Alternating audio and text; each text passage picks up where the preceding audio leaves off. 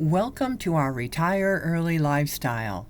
Isn't it interesting how we think we're going to move to a foreign country where not only do the people look different, act different, talk different, pray different, eat different, behave different, and believe different, but we're going to move there and integrate into that society and live out our dream for the rest of our lives? That's a big turkey to swallow. Who does that? Really, who does that? There are only 5 good reasons why people stay abroad past the 5-year mark. So, look for those reasons at the end of this very important video information. It's easy to move abroad, but very few people can live permanently abroad and do it successfully. Sure, we hear stories of people who have lived abroad for 15 years and would never move back to North America. We're not saying it never happens, it's just far and few between. 75% of Americans who relocate abroad return within 5 years. So get this, the internet database has become even more detailed with information about why expats return home. So you don't have to just hear it from us all the time. While 75% return within 5 years, a significant number, approximately 30 to 50%, decide to come home even sooner, often within the first couple of years after moving. So let's pull back the curtain and see the wizard in action. Here are the main things that contribute to an expat's return. And we'll be talking about all of these. We all know that adjusting to a new culture can be challenging for expats. But did you know most people think they can get past those cultural challenges and they'll be okay with all the differences? Hint, hint, you have to know the language for that. We often hear people say, I'm going to learn the language and make friends and I'll be able to adapt to the differences.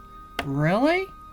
So, number 1, the first country we're going to talk about today is Italy. Italy, the wonderful romantic country with lovely Romanistic architecture, delicious food, and gorgeous landscapes, and beautiful smiling faces. It's everything you wanted in a country, right? Really? Everything you wanted? How can that be? Americans don't tolerate the differences of other Americans, let alone moving to Italy where they can't even speak the language. And even if the expat understands the basics of Italian, did you know that Italians are somewhat opinionated and outspoken people? Think about that one. You'll be faced with so many differences that some expats become overwhelmed by the inability to adjust to the differences. That's where feelings of isolation come in. Italians in general keep to themselves. They already have their cliques and family friends. The reality is, if you make a friendship or do connect with Italians, it will most likely be superficial at best. But this is how it is in most countries, though. Just from what we know about other cultures and peoples, the perception we get is it will be much easier for Americans to make long-lasting friendships with Latin Americans over Europeans or Asians. But this is just our opinion, but that's the sense we get. Now we're going to talk about Thailand now. Welcome to Thailand, where numerous foreigners think it's the country they want to move to with its exotic and delicious cuisine, enriching culture, beautiful temples, and warm, hospitable people. It's the ideal country to move to, right? Well, let's see about that.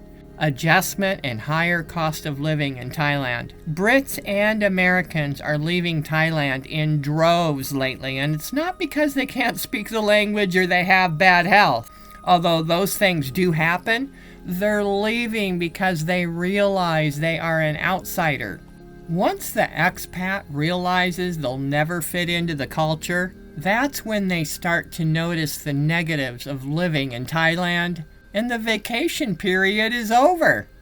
If you think moving to South America or Europe will make you feel like an outsider, wait until you move to Thailand. Thailand is much more foreign and strange than we're led to believe. Unless you're on a never-ending vacation, spending like a tourist forever, Thailand won't work for most people. There are several factors to consider when you move to Thailand, and the biggest by far is you'll probably never learn the language, not even the basics of the language. Thai is not easy to learn. Reality check. Of course, we all know by now that speaking the language of the country we move to is the foundation of integration and building meaningful relationships, which ultimately contributes to a permanent move rather than remaining an expat that ends up going home. Foreigners are experiencing many problems dealing with the locals in Thailand. They express increasing frustration when dealing with the Thai community because they are often targeted as walking ATMs. Now, where have we heard this before? This issue is not exclusive to Thailand, and yet here it is, even in Thailand. Lately, foreigners have voiced their dissatisfaction about the hostility between them, the Farang, and the local folks. That's not supposed to happen when you move to the best country in the world. I mean, isn't that why you left the UK or the US? The difficulty in doing just simple things and dealing with Thai people is one of the larger reasons why some expats are leaving the land and moving to Cambodia, Vietnam, or Malaysia. The truth is, Thailand doesn't want expats anymore, and they show that by imposing large foreigner taxes, closing down foreigners' bank accounts, imposing complicated visa processes, and treating foreigners like money machines. Thailand in just the last 5 years has increased in price for everything, at least double-fold or more. You don't need a golden visa to ruin a place within a 5-year period. All you need is droves of foreigners disregarding pricing structures and overpaying for everything, and some of them behaving like the ugly foreigner, and there you go.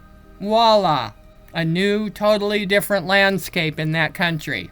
Plus, numerous Westerners have left Thailand broke and busted and humiliated when their romance disintegrated. And that's all we're going to say about that. We've already talked about that in a previous video. So let's move on to our next country on the list, Ecuador. That's a stomping ground of ours for 8 years. Welcome to the Andes Mountains, the land of friendly people, affordable living, and deeply ingrained cultural norms. This is the country everyone was moving to between 2012 through 2017. In fact, it was labeled as paradise by the Rams and ranked in the Global Retirement Index as the best country to live in for 5 years in a row. This promotion brought in droves of foreigners that ultimately drove up the prices on rents, property, food, tours, taxis, street vendors, souvenirs, attractions, virtually everything. We know this. We were living there. Even the poor folks' outdoor mercado started being higher than the big box grocery store after it became a tourist attraction. When the Retire Abroad media gets a hold of a country, it appears nothing is left untouched. This is how you can see the future. It happens to one country, it happens to them all. This is how we instantly knew 5 years ago to make a video about why people should not go to Portugal, the darling promotion of that time. All that happens when they're through is they move the country down a few notches and put a different place in the top spots. That sounds easy. Why are we fooled so easily? Back to Ecuador. In a nutshell, one by one the expats left. We watched and were told by some of the expats themselves that they were leaving Ecuador. We made a video called Where Are All the Gringos? And why on earth would they leave paradise for? Most people will not tell you the real reason why they left a country. Maybe they're afraid of criticism. Unfortunately, we live in a world where people talk before they think. But we can safely say the foundation of the reasons are always the same. They couldn't adapt to the cultural norms. That's why it's called a foreign country, folks. It's foreign. One thing we will tell you about Ecuador is they prefer retirees over young people. They want foreigners with a stable income. Ecuador is a budget-friendly retirement country, and Ecuadorians are very friendly and easy to get along with. Speaking Spanish provides the expat with huge cultural rewards in Ecuador and other Latin American countries. So let's move on to number 4. That would be France. France, like Italy, is the greatest little country in the world with wonderful people, beautiful sceneries, Romanesque architecture, and food that melts in your mouth delicious. What's not to love about France, right? Many expats leave France because of the inability to adjust to the cultural norms. Seriously! So what's happening is most expats don't know what they're really getting into when they move to another country, especially one like France. We would safely have to admit that it would be a challenge for most North Americans to adjust and fit into the French culture. It would be like trying to fit a square peg into a round hole. Have you ever been able to do that? As babies, we've tried it, but as adults, we actually should know better, right? The French come off as very direct and to the point. This is one reason why people say, well, the French are rude. But it's not really the case. It's just the way they are. The French bureaucracy also is frustratingly complicated. It's actually one of the biggest complaints by expats. Just like in Italy, the French are structured in their social norms with their greetings, mannerisms, and interactions that make the French culture so much different than what you're used to in the USA. And the French expect you to know and to follow these social structures to the letter. Plus, with the French abrasive directness and horrendous bureaucracy, most expats end up leaving after just a few short years. Do you see why we call these foreign countries and not best countries? There's no best country. Best for whom? France would be a lovely country to go explore and adventure on a vacation where we're the tourists and we don't have to learn someone else's customs, language, and social norms. And then we can go back home after a month or two and interact with our own people from our own country where we speak the language and already know how everything is done. How does that sound? As far as we're concerned, that's the way to do France. Heck, that's the way to do any country.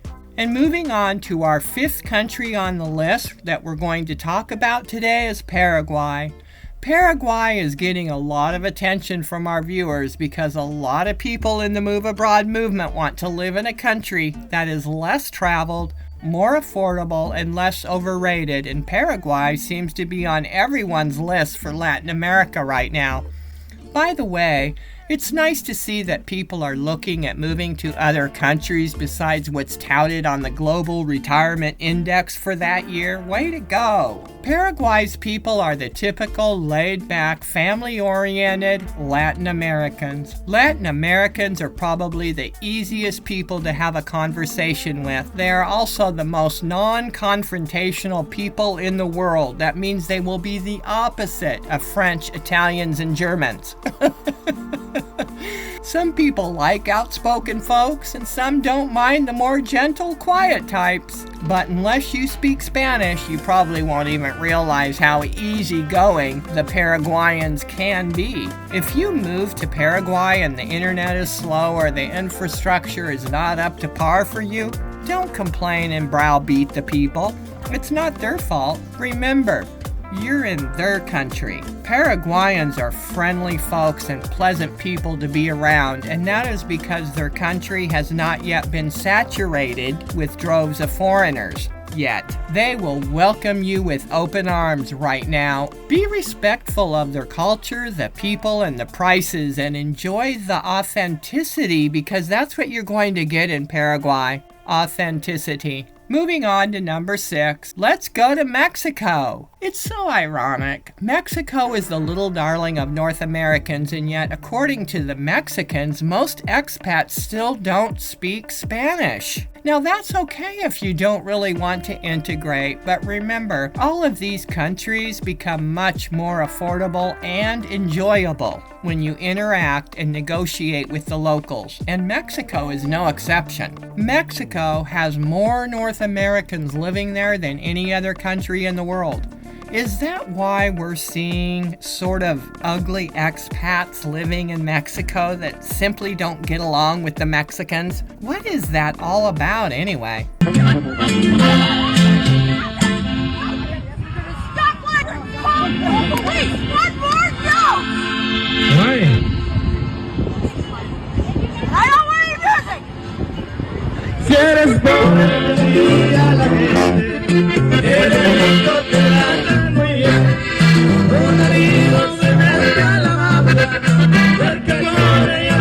After living in Mexico for about 3 years, we learned a great deal about Mexicans, and that is they are very laid back and so easy to get along with. They're mostly happy, friendly people.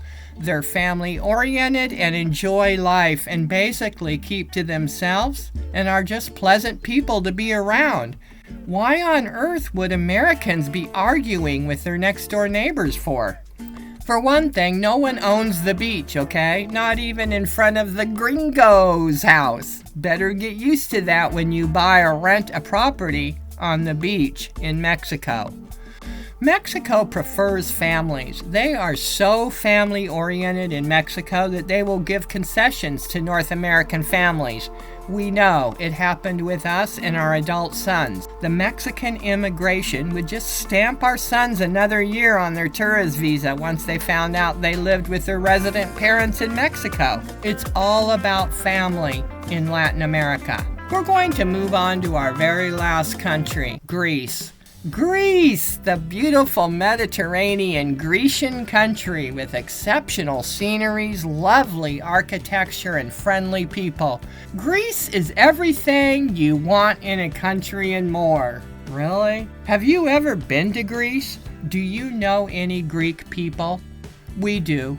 I worked for a Greek family for many years, and they are very outspoken and direct when they talk to you. It may come off as rude, but it's just how they relate to people. Many of the employees were often intimidated by the gruff manner of our Greek boss. If you're the sensitive type, you might take this abrupt mannerism as something against you, and that's where the expat will surely not enjoy their time living in a Greek culture. You will be surrounded by Greeks that will usually not speak English unless you're in the bigger cities like Athens, and it's spotty English at that. You'll probably have a difficult time understanding them with their broken English because they talk really fast and are quite abrasive. Welcome to Greece. Greece has been declared the best retirement destination to live for 2026 by the Retire Abroad media. Wow, now that's a big statement.